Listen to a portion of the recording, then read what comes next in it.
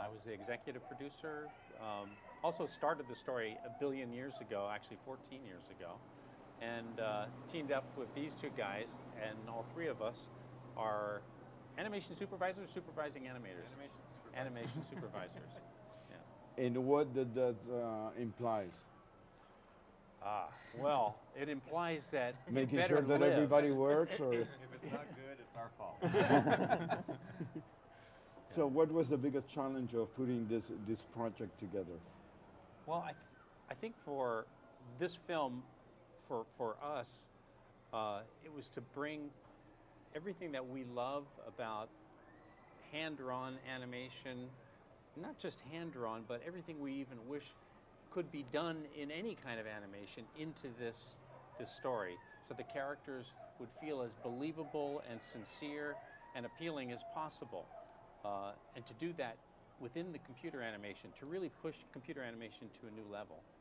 How much has technology helped you guys to be able to tell stories with less limitations or with non-limitations? Definitely a lot. I mean, we couldn't have done this movie 5 years ago. You know, just with the 70 feet of hair, they spent 5 years making that hair. Up to when we made the animation, they were still developing hair year after year. So that alone, we couldn't have done it before. The films, animated films, get more and more. They make more and more money. Is that what you're animating now? You only make more money? It's a joke, but yeah. I'm not sure we're consumed by that while we're working on it, but we wish that it will do well. I think, There I think are we're other ways to make money. You know, it's like there's a lot why easier would ways. I was anybody kidding. why would anybody choose this art form? Do one frame after 24 of them per second. Yeah, it's.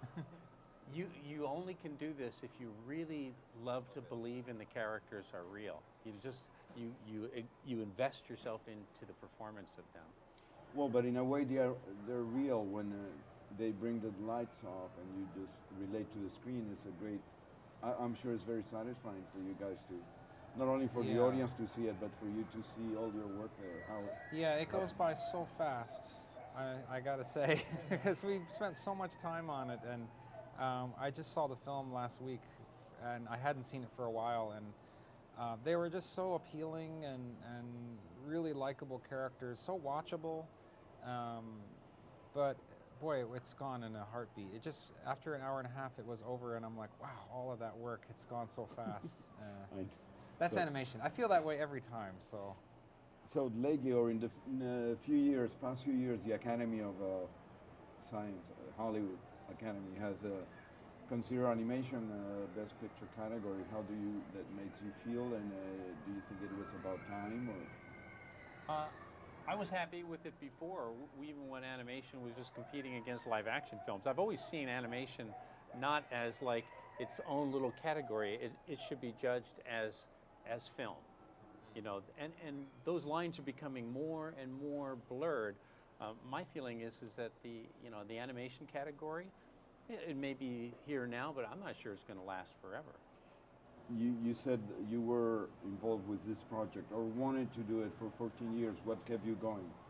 Patience, or? There's this idea that this character has to live, that she is somebody who I really believe is worth existing in the world. I mean, when you do these animated films for Disney, you take them seriously because they're not just like a cartoon. They live on for generations to come. And there was something about this film that I felt like it needed to be told. How much is the story of finding one's identity? I mean, the two main characters, they're really trying to find who they are, I guess, or? Yeah, for me, that's a really special part of the movie, because most of our films, it's about one character and you follow their journey. And but this was Rapunzel and Flynn, and they both kind of discover themselves. And I think it's really a different take on that whole princess kind of story. I would like to. Are there like a lot of arguments between you guys? I don't want the guy to move like the horse should be this other way, or. Well, yeah. I mean, there's a lot of creative differences that we have, but usually you have to step back and let the animator that's going to do it really have that final say, because there has to be that conviction in the heart of that animator, you know. Yeah. So you need to let go.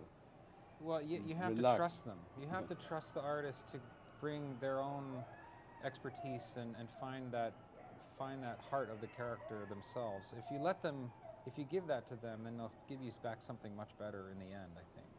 Last question. In some cases, I felt that Maximus stole the show a little. He's great, huh? Great. No, he's Yeah, great. yeah. I was so pleased with that character because early on there was a version of the movie where we had a dog in the movie, and I loved the dog. I absolutely loved the dog. And then the dog was out, and I was like, "Why are you getting rid of the dog? The dog was like my favorite part." But then they got this horse that acts like a dog, and I was like, "Oh, that's even better." It's you just got to be open for surprises.